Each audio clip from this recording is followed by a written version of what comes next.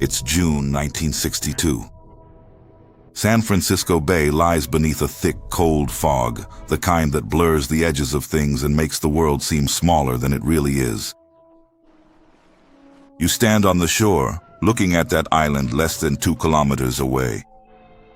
The wind coming off the Pacific cuts through your skin. The water is 13 degrees Celsius. And there, in the middle of the bay, surrounded by invisible and unpredictable currents, rise the gray walls of Alcatraz, the prison the American government swore was impossible to escape. It wasn't just a prison, it was a statement, a message sent to any man who thought about defying the system. You can try, but the ocean will bring you back. In 29 years of operation, more than 1,500 men lived within those walls. 36 tried to escape in 23 different attempts. Most were recaptured while still on the island. Some were shot. 5 disappeared into the waters of the bay and were never seen again, considered dead by the government. And then, in the early hours of June 11th, 1962, something happened that no one had managed to do before, nor since. 3 men simply vanished. No gunshots, no alarms, no clear traces. When the guards did the morning count and looked into the cells of Frank Morris and the brothers John and Clarence Anglin, they found only papier-mâché heads lying on the pillows with glued-on hair and closed eyes. Dummies so convincing that they fooled the guards on the night shift. The question that will stay with you for the next few minutes is simple and at the same time unsettling. Did they make it? And if they did, how did 3 prisoners without professional tools, without confirmed outside help, without access to the internet, digital maps, or any modern technology, manage to outsmart one of the most sophisticated security systems in the United States, and possibly survive the crossing of one of the most treacherous bays in the world? The answer will surprise you because the story you think you know is much smaller than the real one. Before you can understand the escape, you need to understand the place. Alcatraz was not simply an island with high walls. It was a control ecosystem designed to eliminate any hope. Prisoners were entitled to 4 things: food, shelter, clothing, and medical care. Everything else, visits, privileges, correspondence, had to be earned through behavior. The logic was brutal in its simplicity. Take away from a man everything that is not strictly necessary for survival, and you also take away his willingness to take risks. But Frank Morris was not an ordinary man. With a documented IQ of 133, a level considered gifted, Morris had spent his entire life being underestimated by the system. Orphaned since the age of 11, he went from home to home, from reform school to reform school, accumulating convictions for petty crimes that grew more serious over time. He wasn't violent, he was intelligent. And intelligence, inside Alcatraz, was the most dangerous resource a man could possess. Morris arrived on the island in January 1960. In less than 2 years, he had already mentally mapped out every routine, every guard shift, every blind spot in the structure. He observed, listened, and noted patterns. And it was during a casual conversation with the Anglin brothers, John and Clarence, 2 farmers from Georgia who grew up swimming in cold waters and fishing before dawn, that the plan began to take shape. The 4, Morris, the 2 brothers, and a 4th man named Alan West, who would be left behind, identified something that no inspector had paid close enough attention to. The back of the cells, in the service area, had accumulated moisture for decades. The concrete there was corroded from the inside. It wasn't necessary to drill through solid rock. All that was needed was to dig patiently. And that's exactly what they did, for months, using spoons stolen from the kitchen, improvised files, and a homemade drill made from a vacuum cleaner motor. That's right, a vacuum cleaner. They slowly widened the holes in the back walls of their cells. The noise was covered up by the music rehearsals of the group of inmates, strategically organized to play precisely during the time they worked on the wall. While the harmonica played, the concrete gave way. This isn't just a story about an escape. It's a lesson in human planning under extreme pressure. Think for a moment about what was at stake. These men didn't have access to anything you would consider basic today. No cell phones, no updated maps, no weather forecasts, no store-bought tools. Every object used in the escape was diverted, improvised, or built from scratch inside one of the most heavily guarded institutions in American history. And yet, what they created was, by any honest assessment, an impressive piece of handcrafted engineering. Have you ever tried to inflate something without a pump? Now imagine doing that inside a prison in secret, using institutional raincoats hand-stitched with an improvised needle and stolen thread. That's exactly what Morris and the Anglin brothers did. They built an inflatable raft and life jackets out of more than 50 plastic raincoats, which they accumulated over months, piece by piece, coat by coat, without arousing suspicion. The raft was about 6 feet wide. It was primitive, it was fragile, but it was real. And this is where the story becomes truly fascinating, because the question investigators have asked for decades wasn't just how they escaped, but whether they survived what came next. San Francisco Bay, on that June night, was in a particular condition. The bay's currents follow predictable patterns linked to the tides, and researchers from the United States National Oceanic and Atmospheric Administration reconstructed, decades later, the exact conditions of that early morning using computer models.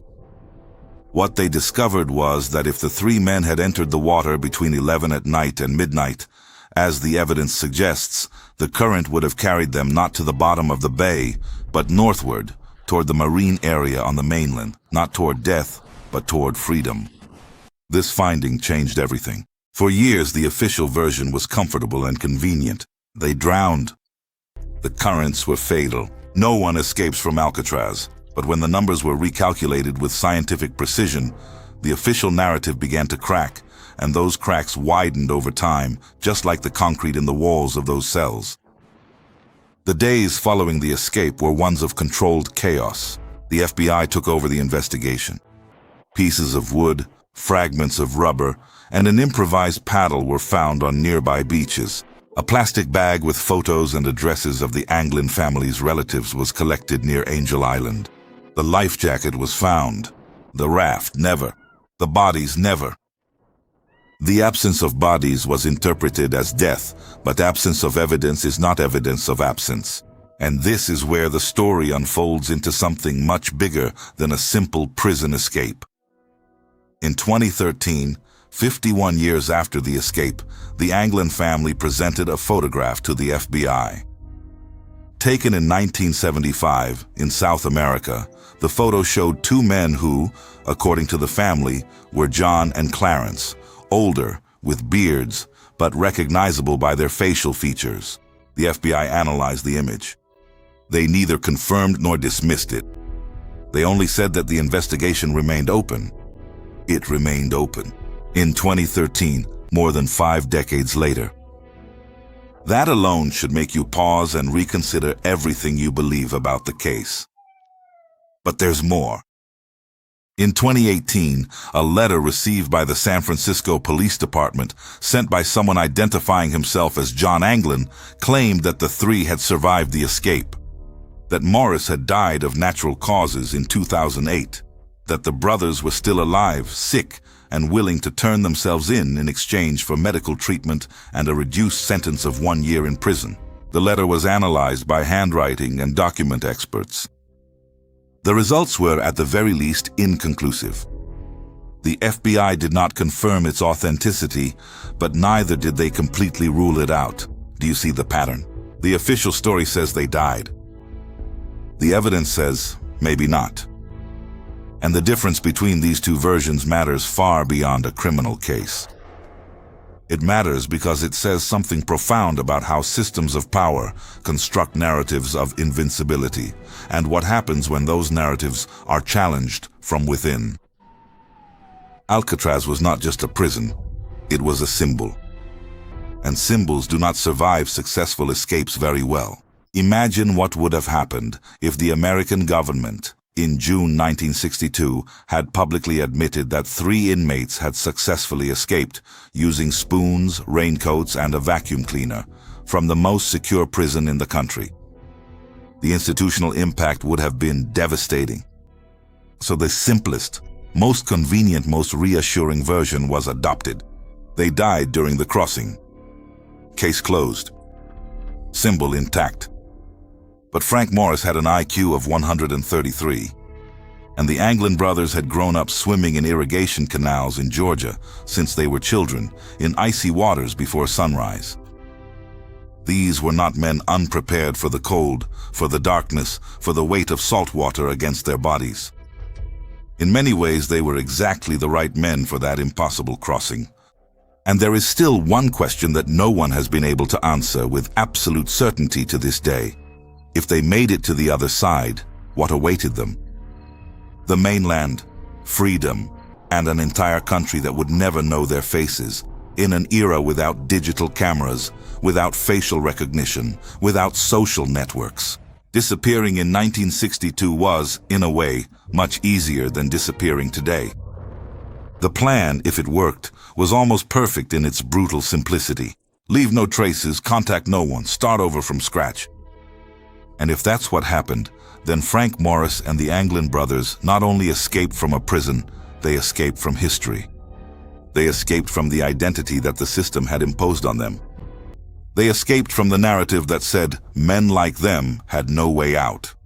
But before turning this story into something romantic, before painting Frank Morris and the Anglin brothers as heroes in an adventure movie, it's necessary to pause, take a breath, and look at the other side of the picture frame. These were men convicted of real crimes. Morris had committed robberies and drug trafficking. The Anglins had a long history of bank robberies. Allen West, the 4th man in the plan, the only one who was left behind because he couldn't widen the hole in his cell in time, spent years in isolation after his companions escaped. The lives these men lived before Alcatraz were built on choices that harmed other people. To ignore that would be dishonest. Morris's intelligence was real, the planning was brilliant, but brilliance applied in the wrong direction is still wasted brilliance. And this tension between admiring ingenuity and recognizing the moral context is an essential part of the story. Documentaries that romanticize fugitives without this counterbalance do a disservice to the truth. The reality is that if they survived, they spent the rest of their lives in hiding. Unable to use their own names, unable to visit sick relatives or attend funerals, unable to exist publicly. The freedom they achieved, if they achieved it at all, was a small, anonymous freedom, built on permanent absence. It's not exactly the kind of life anyone would consciously choose, and yet you can't help but think about that moment. The early hours of June 11th, the fog over the bay, 3 men descending the side of one of the most heavily guarded buildings on the planet, carrying a handmade raft, entering water that was 13 degrees, paddling towards something they might never reach. Can you imagine the silence of that moment? Not the silence of peace, but the silence of someone who knows that any sound could be the last sound of freedom they'll ever hear. Every stroke of the paddle against the water, every breath carefully controlled to avoid making noise, the weight of the improvised raft giving slightly under their bodies, the shore disappearing into the fog behind them, the other shore still invisible ahead. This is the moment when all the preparation, all the planning, all the stolen spoons and the harmonica rehearsals and the sleepless nights became irrelevant. Because from that point on, it was just them, the water, and time. What this story reveals about human nature is at once simple and dizzying. When a human being is placed in conditions of absolute restriction, without resources, without freedom, without tools, the mind does not stop. It observes, it maps, it finds loopholes where there seem to be none. Morris didn't have access to building materials, but he had time. And time in the hands of a disciplined mind is the most powerful resource there is. Researchers who study human behavior under extreme conditions have repeatedly documented this pattern. The deprivation of external resources often activates a form of creativity that comfort suppresses. Not because suffering is good, it isn't, but because necessity forces the brain to work with what it has, instead of waiting for what is missing. The raft made of raincoats is an almost perfect example of this. No naval engineer would design something like that. No survival manual would recommend it, but it worked well enough to get off the island, and maybe well enough to cross the bay. The FBI officially closed its investigation into the case in 2015, transferring the files to the United States Marshals Service, which still technically keeps the case open. The reasoning is simple. If the three men are still alive, they would be over 90 years old. John Anglin would be 93, Clarence 91, and Frank Morris 95. The biological probability that they are still alive in the world is small, but it's not zero.